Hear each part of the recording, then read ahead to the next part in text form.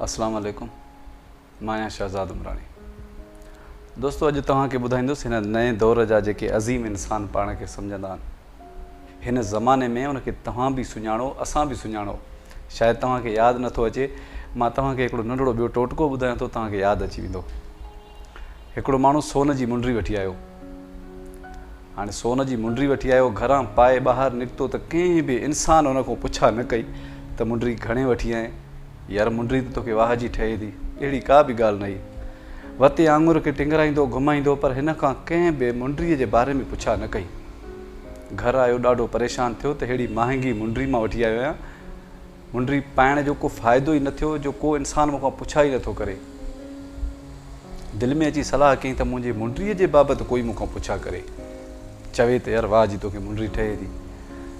हिन छा कयो, 10-12 देगियूं लाराए ख़ैरात कई, माण्हुनि खे सॾु ॾिनई।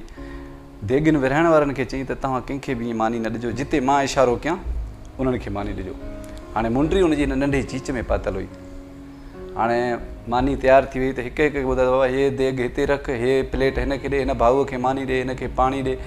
माना सॼे 10 देगियुनि वारे हमराहनि खे सॼनि खे आङुर घुमाईंदो ॾेखारींदो पियो वञे। 10-12 देगियूं माण्हू मानीअ जूं खाई आहे, पर कंहिं न पुछा कयुसि त यार मुंडी तोखे वाह जी ठहे थी, कॾहिं वरिती अथई? कुझु बि न। ॾाढो वीचारो परेशान थियो त मुंडी पाइण जो फ़ाइदो ई कोन्हे।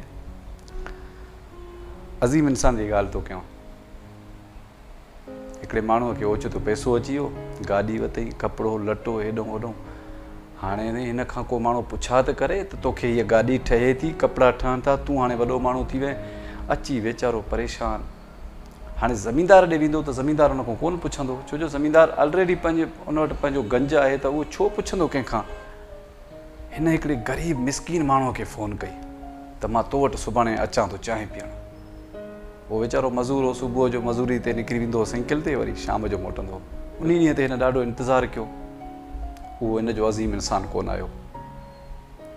वरी शाम जो फ़ोन कईं, यार मूंखे माफ़ु कजांइ, मूंखे ॿिए हंधि चकर लॻाइणो हुयो, त बसि सुभाणे इनशाला तो वटि।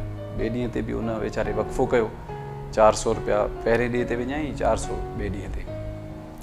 हिनखे हाणे पक थी वई त सुभाणे उहो ईंदो। पंहिंजे दिलि में बि पक हुयुसि त हाणे मां अज़ीम इंसानु थियां न हुनजे अॻियां। उहो वीचारो मज़दूर छा कयो, जो सॼी ज़िंदगी साल ते बि गोश्त न खाईंदो हो। हिन जे लाइ बग़ैर हॾनि वारो वञी गोश्त वठी आयो। सॼी ज़िंदगी पाण एरी चांवर, टोटा चांवर खाई पंहिंजो बचड़नि जो गुज़र सफ़र कंदो हो। हिन जे लाइ सेला वठी आयो। घर अची घरवारी खे ॿुधाई त महिमान अचे थो, उन सॼा नंढड़ा कपिड़नि खे धोई साफ़ु करे, पुराणियूं टेबल कढी, उन ते नओं भर्थ वारो रुमाल लॻाए, नई रिली हिकिड़ी लॻाए, उनजे मथां चादर लॻाए। हाणे अज़ीम इंसान जो इंतज़ारु थो थिए। देरि हमराह पहुतो। गाॾी जो हारून हईं त नंढड़ा ॿार हुया न, उहे अॻियां भॼंदा विया। उहो अज़ीम इंसान जे अॻियां भॼंदो वियो त मां जीअं उनखे भाकुर विझां। हथ जे इशारे सां उन्हनि खे परे करे छॾियईं त मथां मुंहिंजा कपिड़ा ख़राबु थिया। घर आयो, वेठो रिलीअ ते, हेॾे बि ॾिसे थो, छड़नि जी छत, चुधरो लोढ़ो लॻल। यार तव्हां हिते कीअं था रहो? अजीब सवाल। नओं जो पैसो अची वियो न, हाणे हुनजा ऐब ॾिसणु लॻो। यार तव्हां वटि कीअं सिस्टम आहे? नलको खुलियल आहे, वॉशरूम जो खे दरवाज़ो कोन्हे, चादर लॻल आहे। यार कीअं था रहो तव्हां हिते? हे मां तव्हांखे अॼोके दौर जे जेके पाण खे अज़ीम इंसान सम्झंदा आहिनि, उन्हनि जी घटिया सोच थो ॿुधायांव। मानी लॻी वई, ॿार बि ख़ुशि आहिनि त अॼु कंहिं महिमान जे आसिरे ते कुझु न कुझु सुठो खाइण लाइ मिलंदो। मानी खाई, ॾाढियूं 2-3 उघरायूं ॾेई, हेॾे होॾे ॾिसे थो त यार भला कुझु मिलंदो न आहे छा हिते? बाबा छा? बोतल। हुन मज़ूर 20 रुपया कढी नंढड़े खे न दुकान तां वञी हिकिड़ो रेगुलर बोतल वठी आयो। सॼी बोतल पी हिकिड़े गीत सां, ऐं हिकिड़ो ढुक बचाए ॾिनई नंढड़े खे, वञ बाबा हे तूं बि ऐश कर। खाई पी उघरायूं ॾेई, 20-20 रुपयनि जो नोट 2 छोकिरनि खे ॾेयूं।